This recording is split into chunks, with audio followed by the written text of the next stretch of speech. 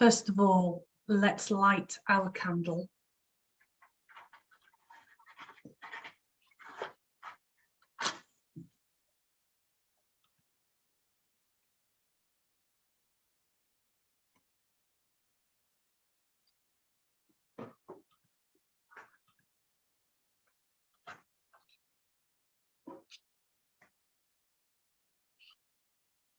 And as we prepare ourselves for the story, let our hearts and minds be ready.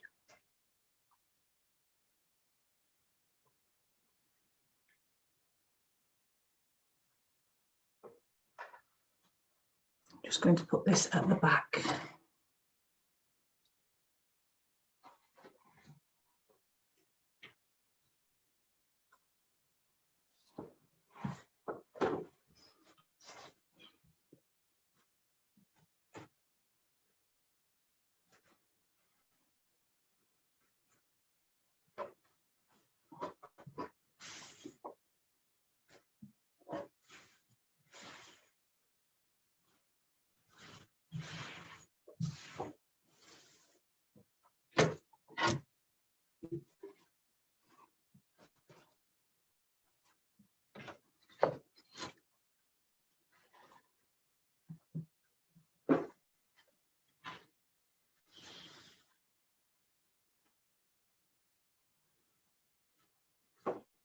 This is a map of Jerusalem in the time of Jesus. It was already an old city then. No one knows exactly when it was first built, but today it's at least 3,000 years old. Jerusalem is a place of pilgrimage for Jews, for Christians, and for Muslims. About 1,000 years before Jesus was born, King David took the city. He took it from the Jezreelite people and made it his own. It was there that his son, King Solomon, built the first temple. That temple was burned by the Babylonians, and they took many people who lived in Jerusalem into exile. The temple was rebuilt, and it was then rebuilt again and expanded by King Herod. By the time Jesus was born.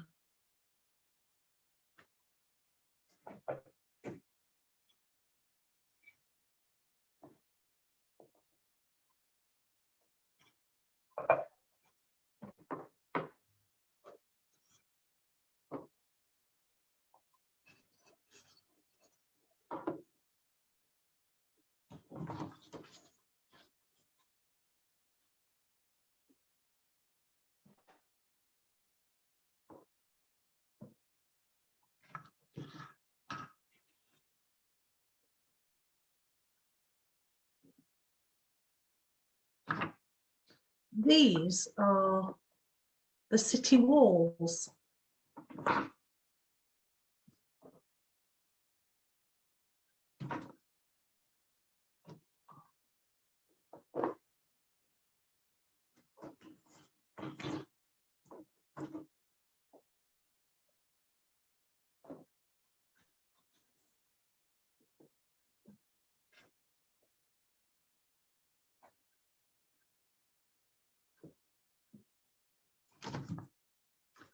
And here is the temple.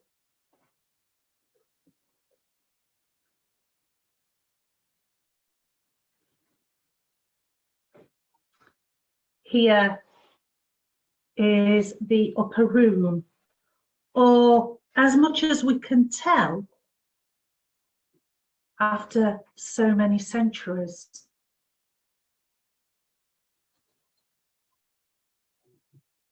Here is the Roman fortress of Antonia.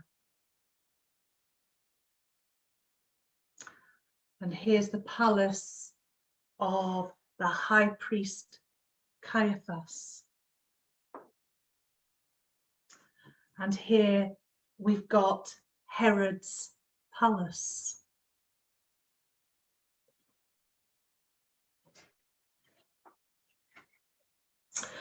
The Kidron Valley ran alongside the east side of the city. And some say there was a bridge between the city and the Mount of Olives. But other people aren't so sure. This is where the Garden of Gethsemane was, and still is today.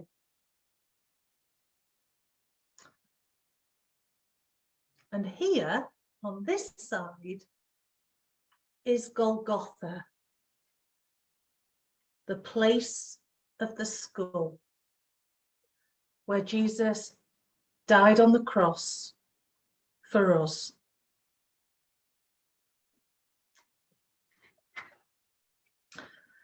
Jesus went to Jerusalem many times, even as a baby and a boy.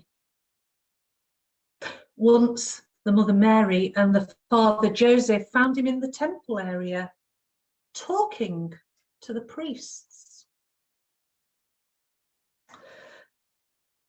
This story is about the last time Jesus went to Jerusalem. We remember it every year during the week that we call Holy Week.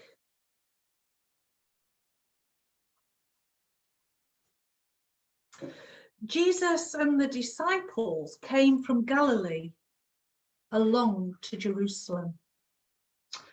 They followed the twisting Jordan River from Jericho. And on the way, he healed blind Bartimaeus and had supper with Zacchaeus.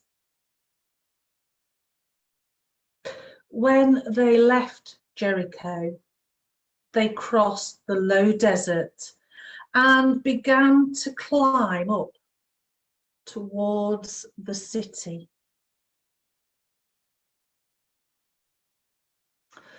Perhaps Jesus and the disciples spent the Sabbath just outside Jerusalem at a place called Bethany.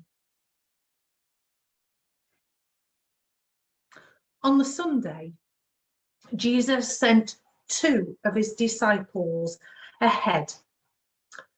He sent them ahead to borrow a donkey. And he rode the donkey into the city, probably through a southern gate. And they made their way along the pilgrim path through the oldest part of the city and up towards the Temple Mount. Some people noticed this, and they thought that it might be the Messiah. So they cut palm branches and waved them. Some people threw their coats on the floor and shouted, "Hosanna! Blessed is he who comes in the name of the Lord." other people were opening their shops. Fruit, cheese, wine, and bread were being set up on rough wooden tables to sell.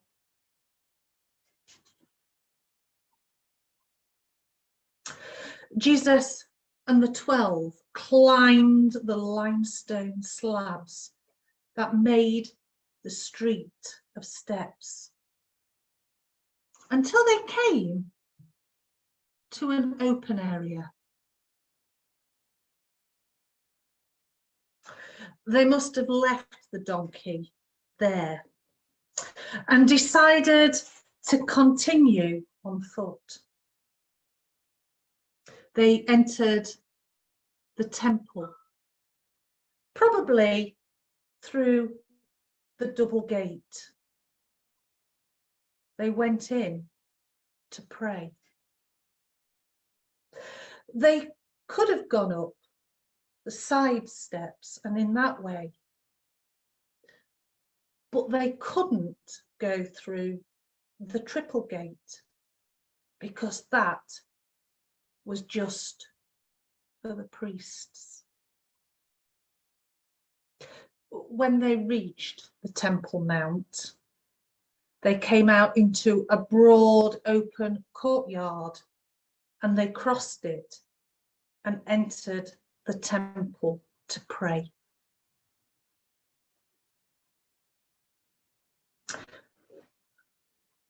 When the prayers were finished, they left the Temple Mount and went back outside the city wall and across the Kidron Valley to the Mount of Olives, where they spent the night.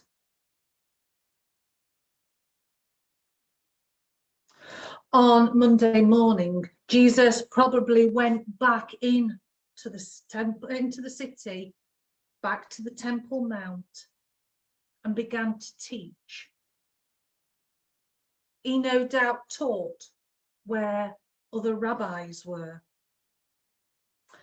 And it would be along the southwest part of the great courtyard called the Court of Gentiles.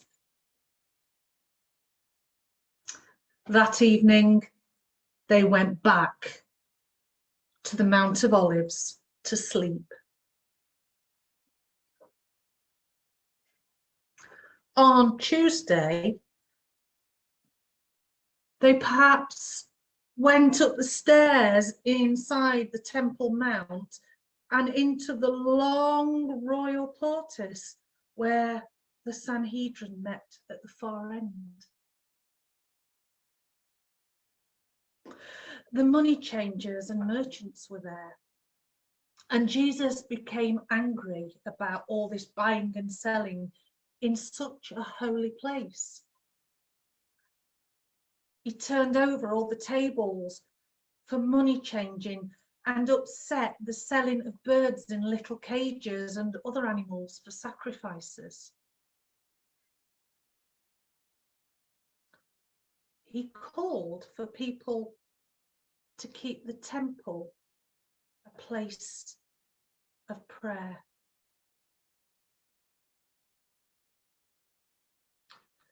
The guards began to watch carefully. They noticed how the crowds listening to him were growing.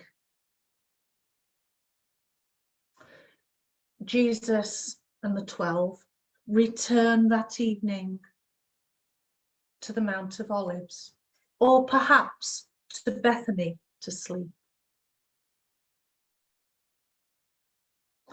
The people watched them cross the Kidron Valley, and they began to talk about the legend of the Mount of Olives. And the legend was where the Messiah was to come down from heaven and lead an army of angels to drive away the Roman soldiers.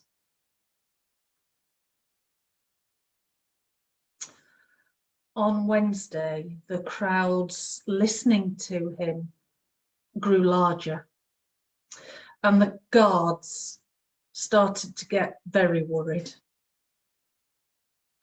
They began to think about how they could arrest him.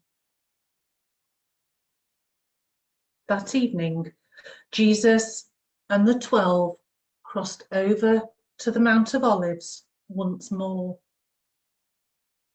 And perhaps as the sun set, they could see the lights in Jerusalem. And perhaps Jesus sat on the hillside with Peter, Andrew, James, and John. And they asked him privately what was going to happen.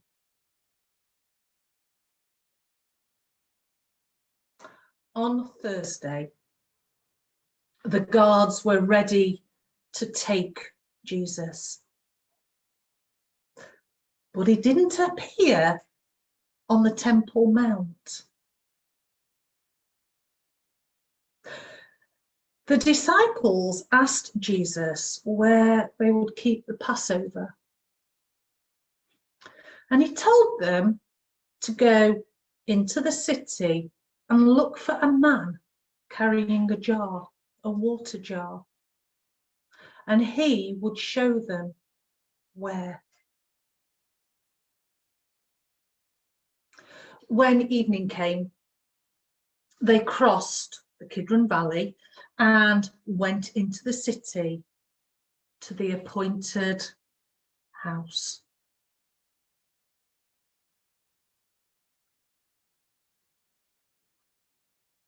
They climbed up the stairs to an upper room, and there they had the Last Supper together.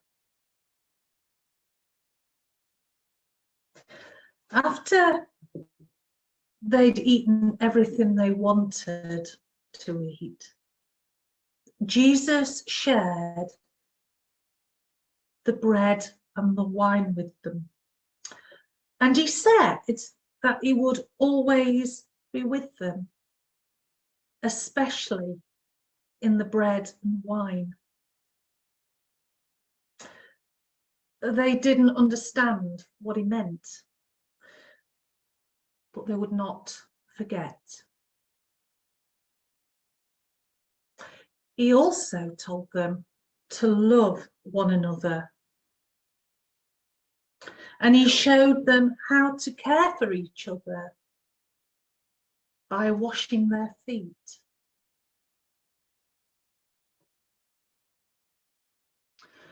After that, Judas hurried into the darkness of the city. And Jesus and the 12 went back, or the 11, went back to the Mount of Olives. It was now very late, and you could barely see the lights of Jerusalem across the way.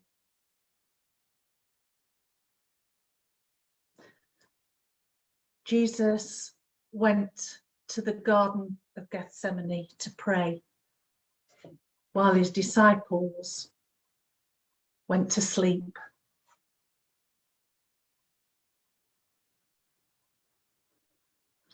When Jesus came back from his prayers, the soldiers from the temple had come out of the dark city to take him away.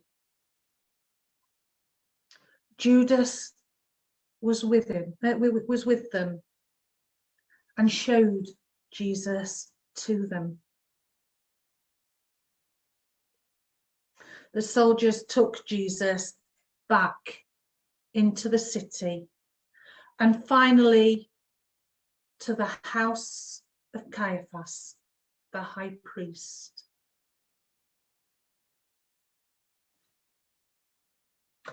There, the priests asked questions,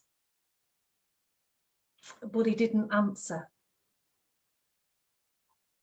Finally, the high priest tore his robes and cried out, "Blasphemy!" And they convicted Jesus of the crime of pretending to be God. After that, the temple guards probably took Jesus to a jail in the Roman fortress of Antonia.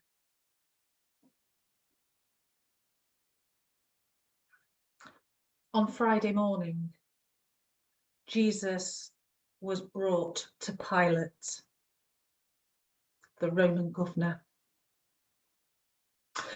And Pilate asked Jesus questions. "Are you the King of the Jews?" Jesus replied, "You have said so."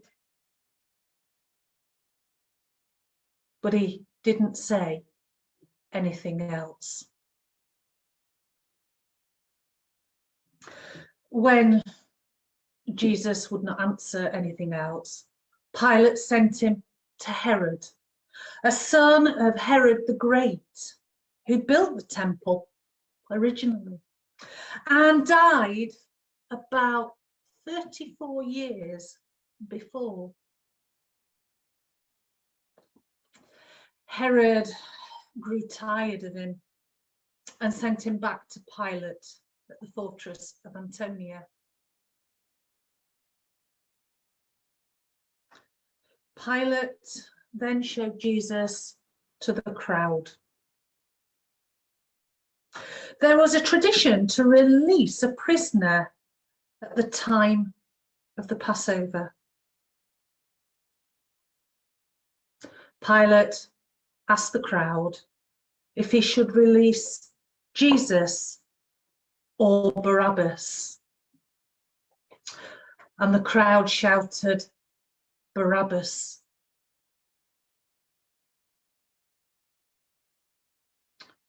The soldiers prepared Jesus to be crucified.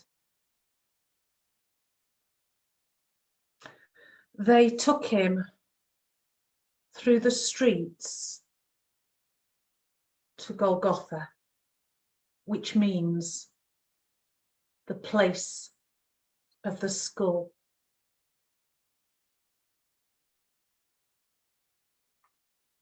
And there they hung Jesus on a cross, and he died.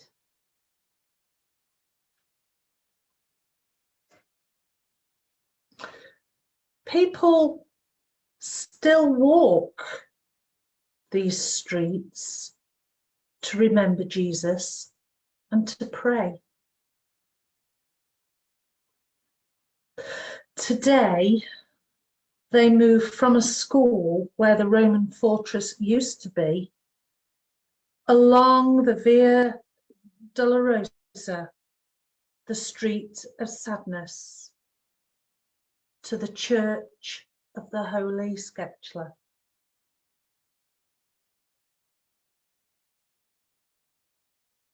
After Jesus died, the disciples took Jesus down from the cross and placed him in a tomb nearby,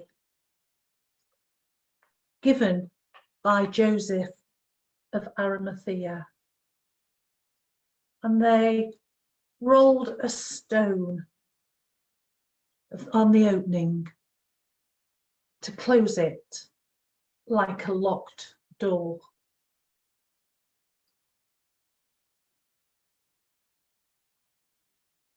On Saturday, everything was quiet.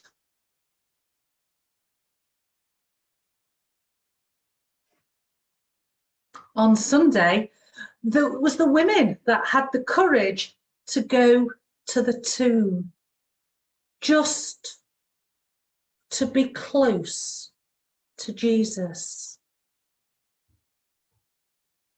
But when they got there, the stone had been moved. It had been rolled away. And they discovered that somehow, although he was gone, he was still with them, as he's still with us today.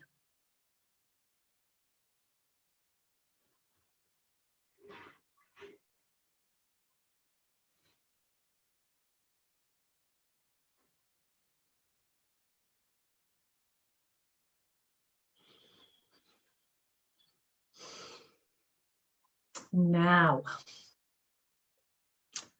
I wonder what part of the story you liked best.